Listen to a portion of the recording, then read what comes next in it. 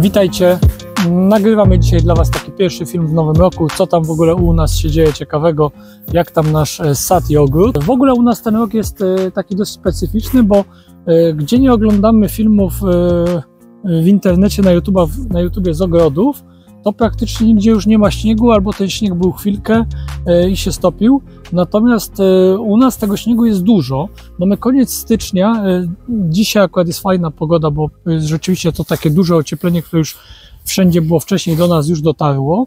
Natomiast dotarło ono później i śniegu mamy nadal całkiem sporo.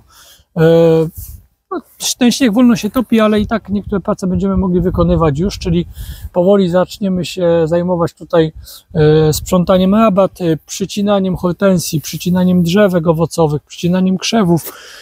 Te rzeczy, które można już tu wykonywać koniec stycznia, początek lutego, to już w zasadzie w tym tygodniu będziemy działać. Jeśli chodzi natomiast o tą pokrywę śnieżną, to jest w ogóle ciekawa sprawa, bo u nas w tym roku, jeśli by się policzyło wszystkie dni ze śniegiem, to myślę, że tego śniegu mieliśmy spokojnie ponad 40-50 dni, a w górach nie mieszkamy, więc jak na takie, powiedzmy, taką ciepłą zimę, to tego śniegu mamy dosyć sporo. To teraz może przejdziemy na dół, pokażemy Wam mniej więcej, od czego będziemy zaczynać.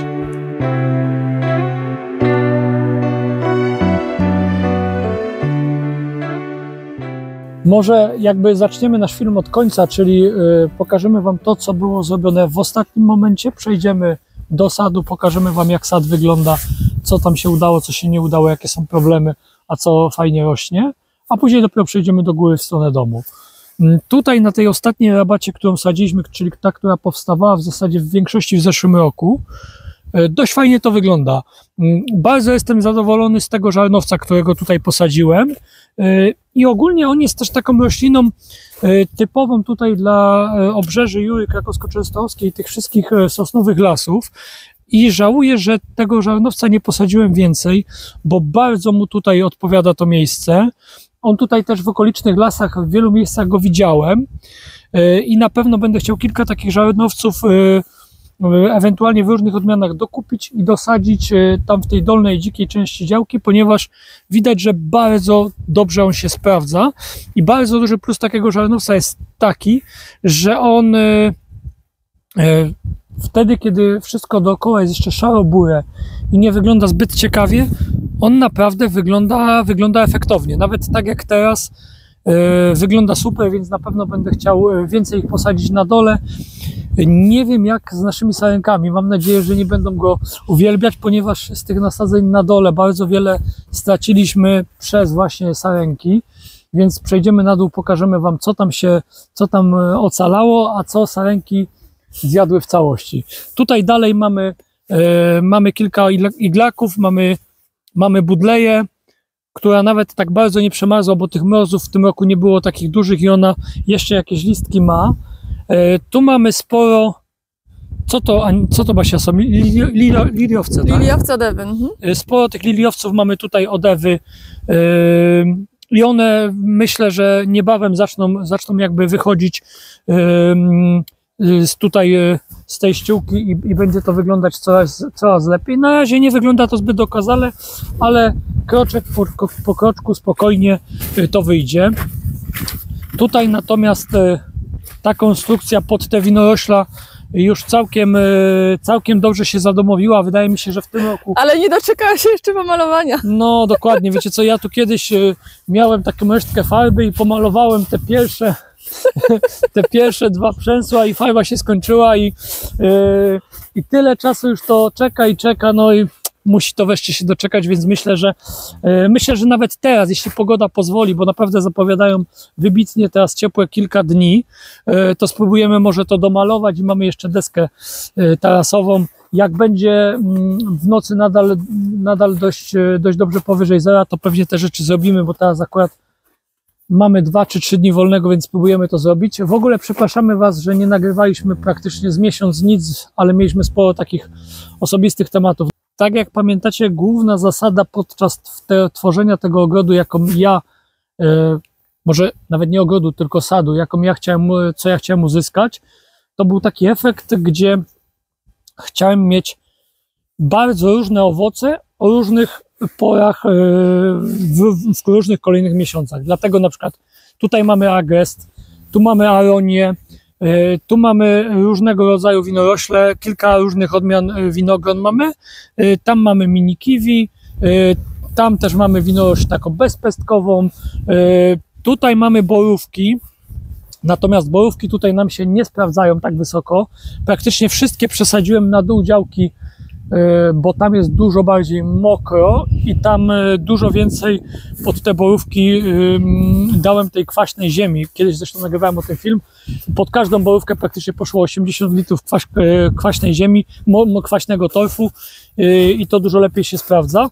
Ale może po kolei, co my tutaj jeszcze mamy, jak ja chciałem to bardzo różnorodnie zrobić. Więc tutaj mamy następny agrest na pniu, tu mamy jabłoń karłową, porzeczkę, jeszcze jeden agrest, jabłko, tutaj mamy figę, nie wiem czy to pamiętacie w zeszłym Figa roku, z makiem. ale tutaj mamy figę. Zobaczymy jak to jest eksperyment mój, zobaczymy jak to się sprawdzi. Tu mamy jabłonię, tam dalej mamy gruszę, tutaj mamy kilka morw, są to zarówno odmiany drzewiaste jak i krzewy. Tutaj jeśli chodzi o morwę w ogóle, jeśli macie mały ogród, to zdecydowanie proponuję kupowanie krzewów, krzewów morwy, albo takich szczepionych morw, one owocują zdecydowanie szybciej, natomiast te odmiany drzewiaste muszą być bardzo duże, żeby zaczęły owocować i trzeba czekać wiele lat. W ogóle zobaczymy jak w tym roku, bo w zeszłym roku te morwy dość mocno nam przemarzły, i myśleliśmy, że już nie przeżyją, ale gdzieś tam pod koniec maja się odbiły jednak i funkcjonują dalej. Tutaj mamy świdośliwę, jagodę goi, kilka różnych odmian leszczyn, bodajże to jest też, jeden to jest chyba orzech barceloński, to jest leszczyna Cosford. To są raczej takie odmiany orzechów laskowych dużych. Chyba mamy tu z 5 czy 6 takich drzewek. Tutaj mamy jeszcze kilka gruszy. Natomiast po drugiej stronie mamy zdecydowanie przewagę czereśni, wiśni i śliw. Mamy tutaj też 2, 3 odmiany takie, które są dwa kolory jabłoni szczepione na jednym pniu. To taki był ewenement, taka troszkę fanaberia, ale udało się gdzieś takie drzewka kupić i powiem wam, dość ładnie one tutaj się przyjęły, dość ładnie rosną. Tu mamy borówki. One w tym pierwszym etapie, te borówki nam słabo rosły. Już zeszły rok po przesadzeniu tutaj w tą dolną część działki, gdzie jest o wiele więcej wilgoci, jest lepiej. Dalej mamy jagody kamczackie, jagody goi. Tutaj powoli zacząłem te krzewy tak częściowo przycinać, bo one mi się troszkę za mocno rozkrzewiły i po prostu tam nie było w ogóle między nimi powietrza, więc już je delikatnie zacząłem przycinać, natomiast takie porządne cięcie zaczynam od jutra, bo jutro ma być bardzo ładna pogoda. Temperatura jak na końcówkę stycznia prawie 10 stopni i przez najbliższy tydzień nie ma prognoz o żadnym mrozie, więc na pewno jutro wezmę się za cięcie. Puścimy Kosma, żeby sobie pobiegał, bo już widzę, czeka. No, leci. Także niech sobie pobiega. Tutaj po tej stronie mamy jeszcze trochę jeżyn i porzeczek. Po drugiej stronie mamy tutaj od Marysi bardzo dużo jeżyn. Teraz ich nie widać, ale praktycznie wszystkie te jeżyny, które nam Marysia kiedyś podarowała, się przyjęły i bardzo ładnie rosną. Tutaj jest pozostała część tych borówek i te borówki tutaj po tej stronie są zdecydowanie ładniejsze i naprawdę nieźle rosną. Jedyny mankament tutaj to są nornice, o których kiedyś mówiłem i nadal z nimi tutaj walczę, bo co uda mi się ich trochę przepędzić, to znowu wracają i znowu robią mi bałagan. Teraz przejdziemy na dół, zobaczymy jak tam szkody po sarenkach i jak to tutaj wygląda.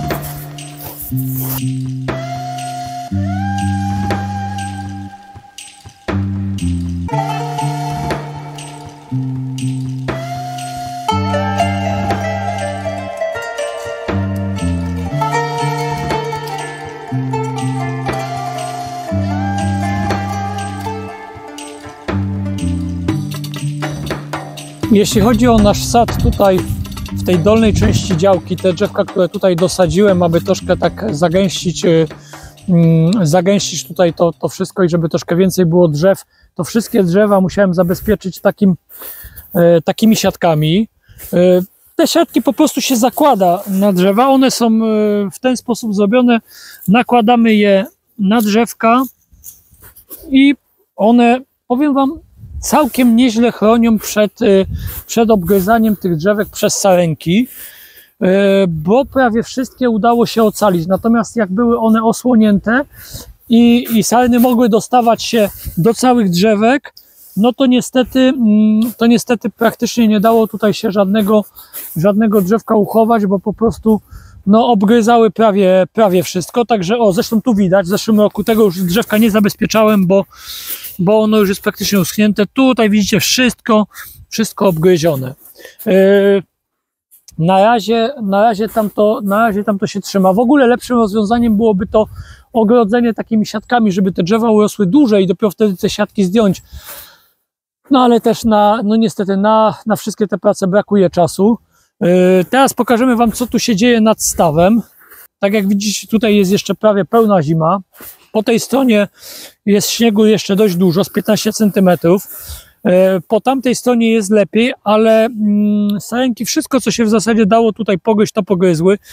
Te laurowiśnie, które tutaj są, to są praktycznie w całości bez liści.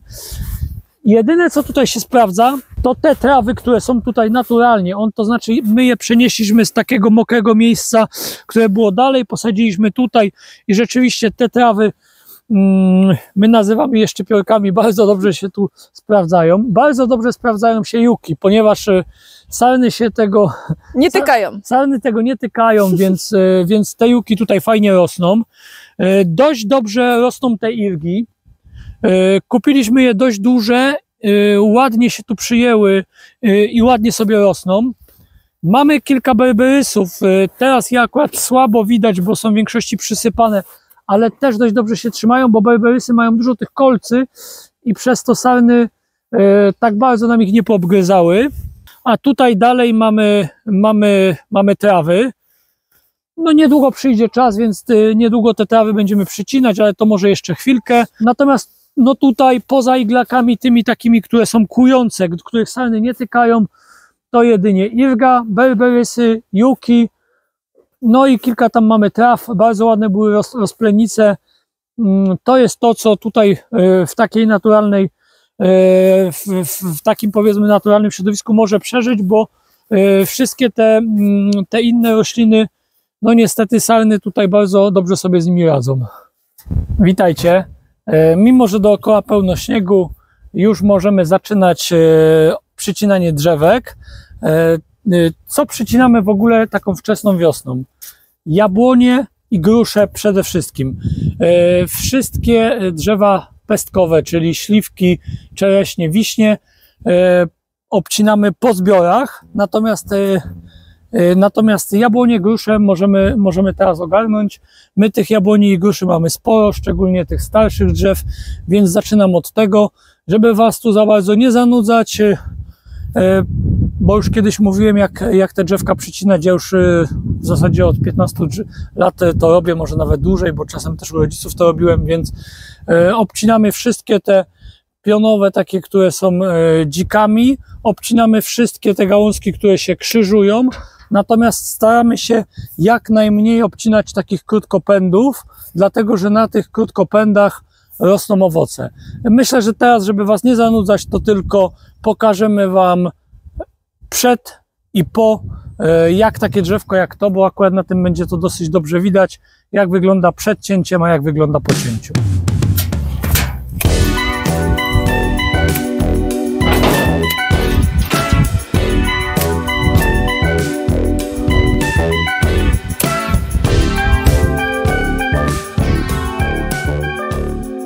Ok, jakieś 20 minut później i nasza krzywa jabłonka już jest przycięta.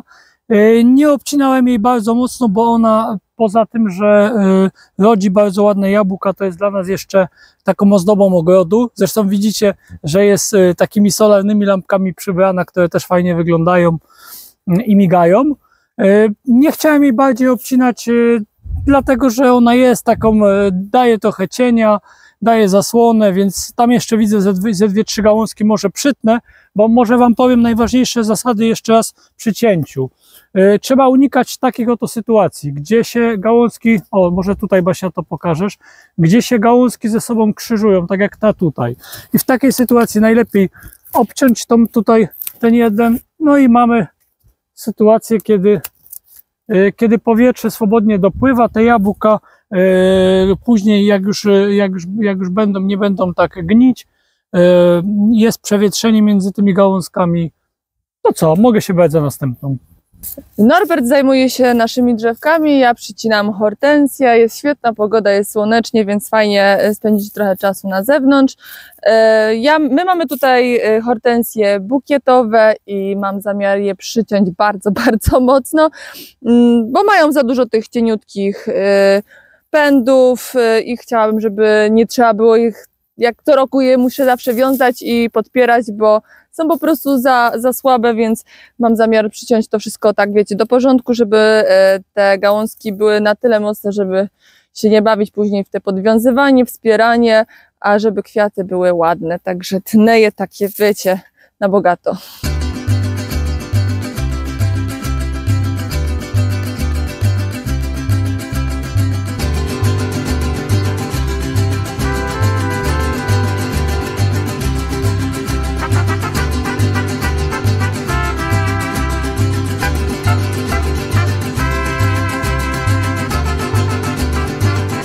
Słuchajcie, jeśli chodzi zarówno o nasze trawy, jak i lawendę, to wstrzymamy się jeszcze, mimo że dzisiaj pogoda jest fenomenalna. Teraz w słońcu to jest jakieś 13-14 stopni, także początek lutego, koniec stycznia, pogoda niesamowita, ale wstrzymamy się. Tutaj najbezpieczniej trawy jest ciąć w momencie, kiedy tutaj ze środka już puszczą nowe zielone pędy. I my na pewno jeszcze przynajmniej z miesiąc poczekamy, jak będziemy mieć nowe zielone pędy, wtedy je przytniemy.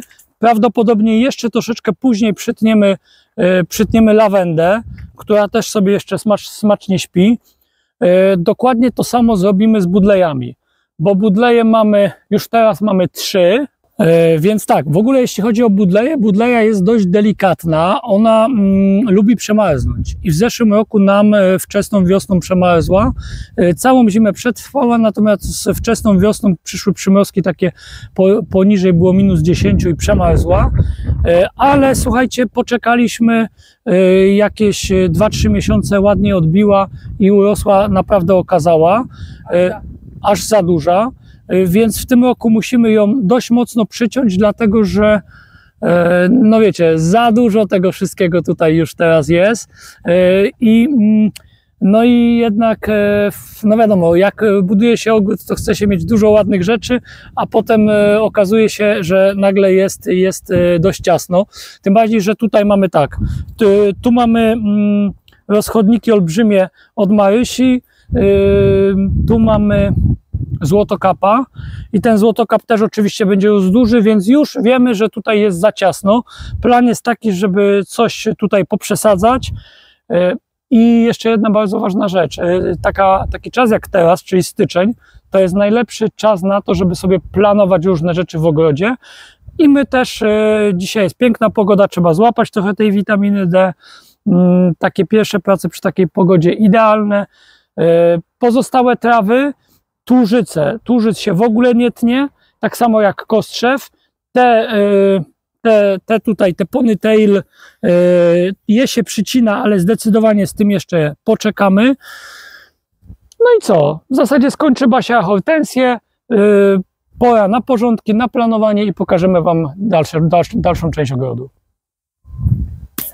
Jesteśmy w szklarni, Norbert dzisiaj ją otworzył, żeby trochę przewietrzyć, no pogoda jest idealna, więc suszymy tą naszą szklarnię.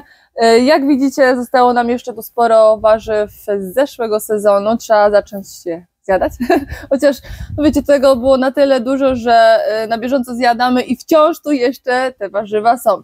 Więc mamy jeszcze sporo selera, którego no po prostu trzeba wyrwać i włożyć do piwnicy, żeby był pod ręką.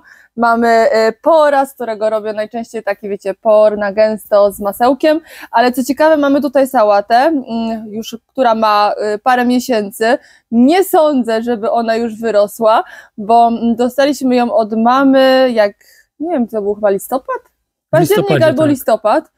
No i już nie było pogody, więc ona tak nie umarła, ale też nie wyrosła, więc tak sobie siedzi i czeka, ale nie sądzę, żeby już z niej... Zresztą możecie mi napisać, czy coś z niej będzie, ale jakoś szczerze wątpię, że po tylu miesiącach sałata będzie dobra, więc trzeba będzie ją... I żeby coś innego po prostu. Pewnie też sałata, tylko już wiecie, taka świeża, żeby była dobra. No pewnie lada dzień będziemy się zabierali za sianie. Na pewno będzie dużo sałaty, dużo szpinaku.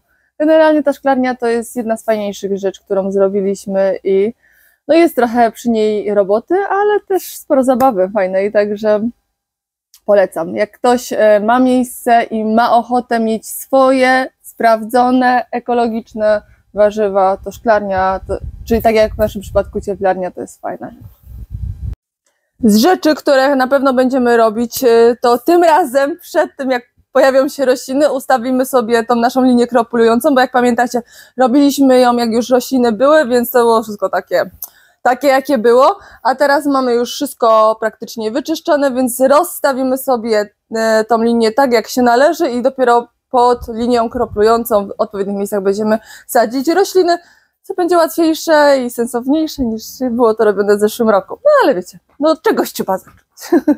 Powoli się wszystko budzi do życia. Niestety chyba troszeczkę za wcześnie, bo w zeszłym roku też tak było, że wszystko ładnie, pięknie porosło, a potem w kwietniu przyszły duże przymrozki i praktycznie nie mieliśmy owoców. Zobaczymy, może w tym roku będzie lepiej. Z takich rzeczy tutaj, z tego naszego ogrodu bardziej nie użytkowego, tylko wizualnego, to bardzo jesteśmy zadowoleni tutaj z tych naszych sosenek, bo i ta tutaj odmiana karłowa, i ta czarna, i tam jeszcze jedna taka karłowa, która jest bardziej taka stylizowana na bonsai, bardzo ładnie rosną. Tu mamy też kilka rodełek, które też fajnie. Jeśli chodzi o nasze nowe nabytki, które się tu znalazły niedawno, to są te laurowiśnie. Wsadziłem je z gołego korzenia i powiem wam, że wyjątkowo i wsadziłem je pod koniec lata, czyli troszkę nawet za wcześnie, jeszcze taka była wczesna jesień, ale pilnowałem, żeby w tym początkowym etapie podlewać i powiem wam, że ładnie się przyjęły. Lubię, żeby taki ogród był bardzo kontrastowy, dlatego tutaj na tą jakby przesłonę, która nas ma osłaniać od strony szkoły, chcę, żeby tych roślin było jak najwięcej różnych, żeby to nie była taka monotonia, tylko po prostu taka ładna zielona ściana z różnymi fakturami, kolorami i tak dalej. Tu mamy rzecz, której chyba nie pokazywaliśmy nigdy. Chyba nigdy nie pokazywaliśmy. To jest taka nowa rabata, która tu powstała, żeby troszkę wypoziomować ten teren. Z tamtej strony mamy cisy, tu mamy sosnę, jodełkę, tu mamy taki karłowy iglak. Tutaj ta sośnica po zimie tak no nie za specjalnie wygląda, zobaczymy czy przetrwa. Tu mamy trochę rozchodników i ostrokrzewy. Wydaje mi się, że trzeba im dać trochę czasu. No, tu są też wrzosy. Tu jest takie miejsce, tutaj przez dom sąsiada, ono jest teraz przez długi czas osłonięte. Tego słońca nie ma tutaj aż tak dużo, bo ta skarpa jest pochylona na wschód, więc wydaje mi się, że jeszcze troszkę, żeby tutaj to ruszyło do życia. Wiadomo, że najbardziej i najszybciej u nas tutaj kiełkuje to, co jest na tej ścianie południowej od strony domu i tam zawsze mamy wszystko najwcześniej. Natomiast w przeciwieństwie do wielu osób, których widziałem ostatnio filmiki na YouTubie, u nas jeszcze za wiele rzeczy nie kiełkuje. Może to i dobrze, bo wydaje mi się, że jeszcze przyjdą większe przymrozki, natomiast widać, że jeszcze to wszystko jest w takim stanie dość mocno uśpionym. Nie wiem, jak teraz będzie po tych 2-3 dniach, które są z taką wysoką temperaturą. Nasze metasekwoje też na szczęście jeszcze się nie budzą i dobrze. I dobrze, bo to jeszcze nie ten czas. Szczególnie ładnie nam ta rośnie, bo bo już naprawdę ma jakieś 2,5 metra, także naprawdę fajnie to wygląda.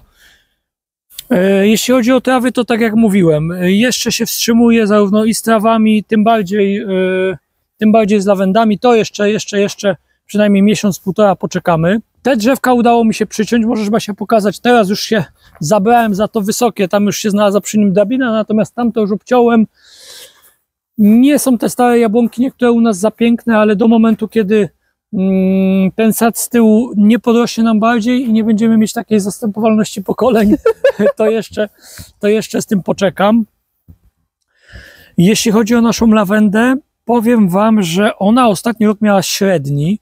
Dużo osób nam pisało, że ma piękną lawendę, nie musi podlewać, nie musi nic robić, natomiast no nie, u nas to się nie sprawdziło, bo w pierwszym roku, kiedy podlewaliśmy ją częściej, była o wiele ładniejsza. Natomiast w zeszłym roku, kiedy stwierdziliśmy, no dobra, spróbujemy mniej podlewać i tak dalej, i mimo, że to był drugi rok, to rosła znacznie gorzej.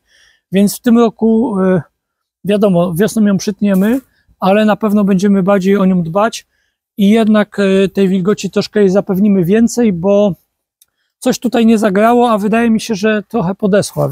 Tutaj od strony wewnętrznej tego ogrodzenia, które pokazywaliśmy z drugiej strony, jeszcze jest trochę taki teren niezagospodarowany, ale na pewno w tym roku się o niego zatroszczę.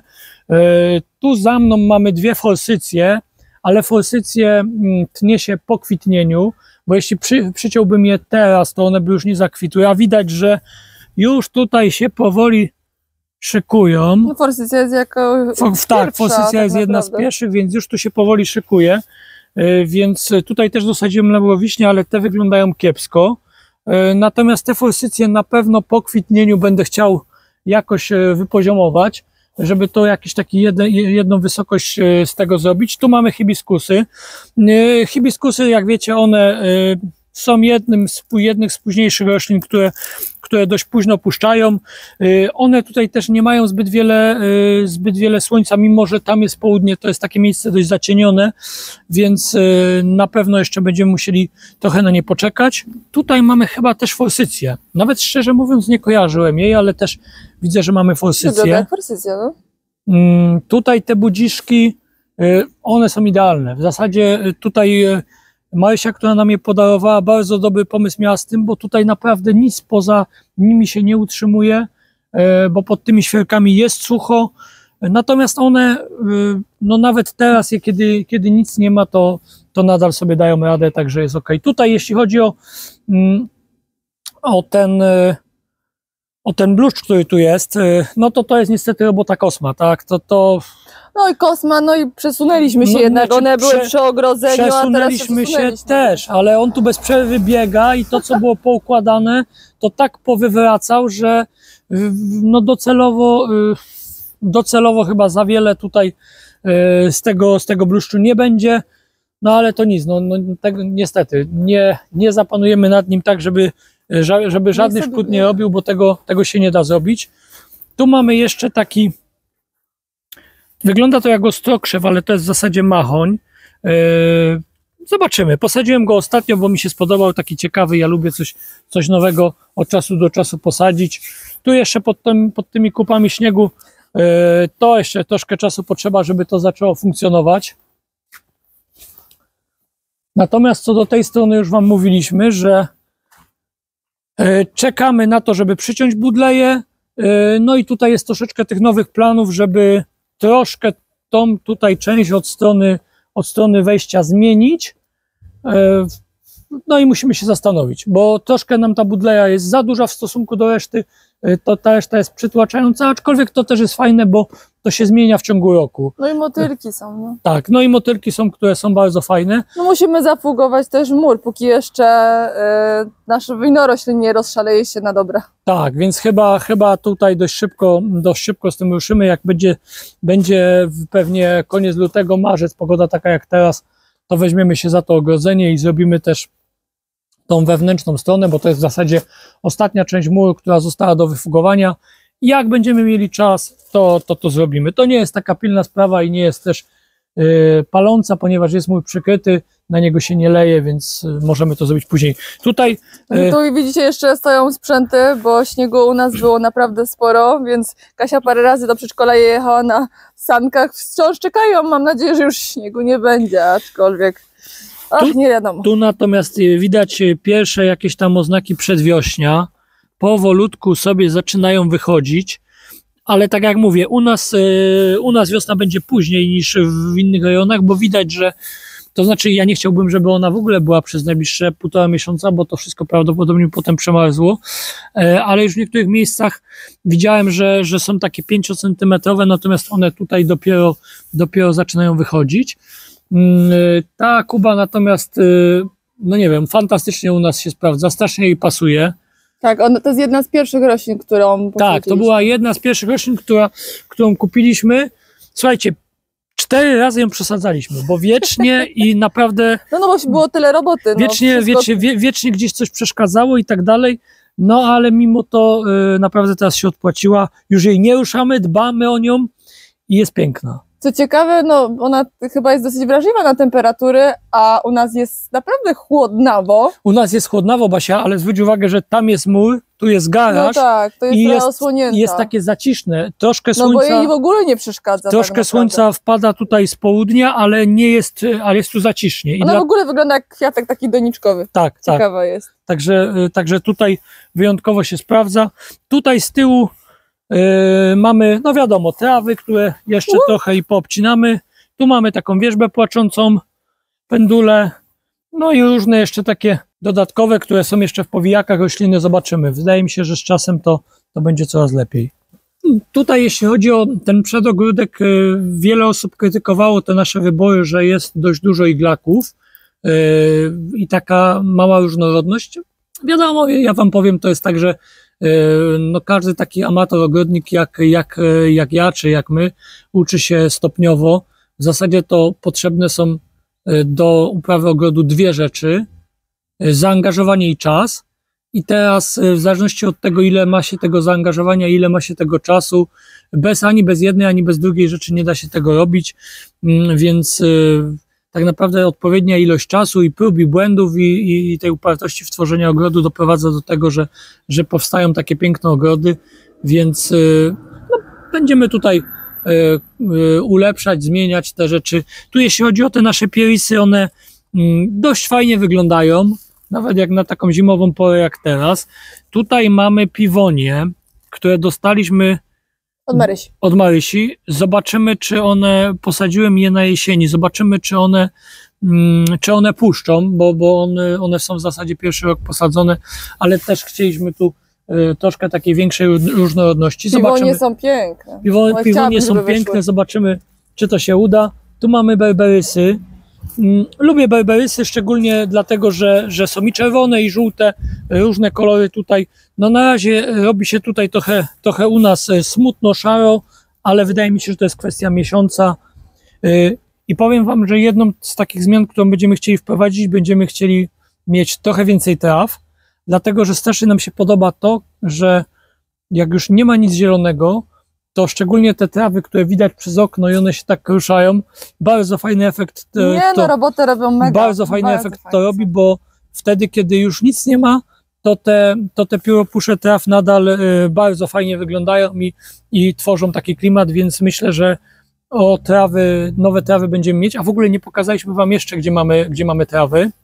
Tutaj na jesieni też tego nie pokazywaliśmy, posadziliśmy sporo traw. Mamy tutaj miskanty, zarówno takie standardowe, jak i olbrzymie.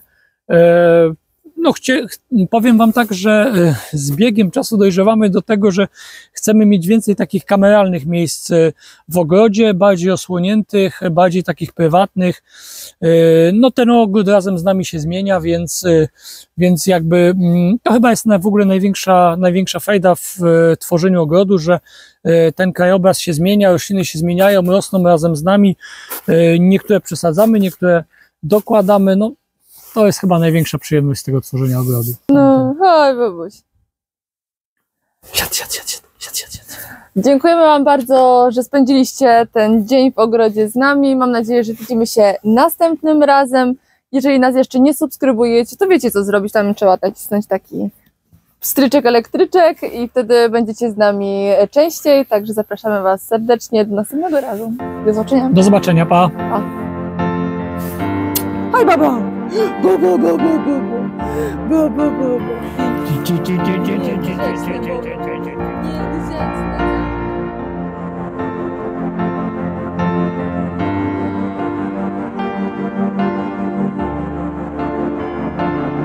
Kliknij w link, aby obejrzeć kolejny nasz film.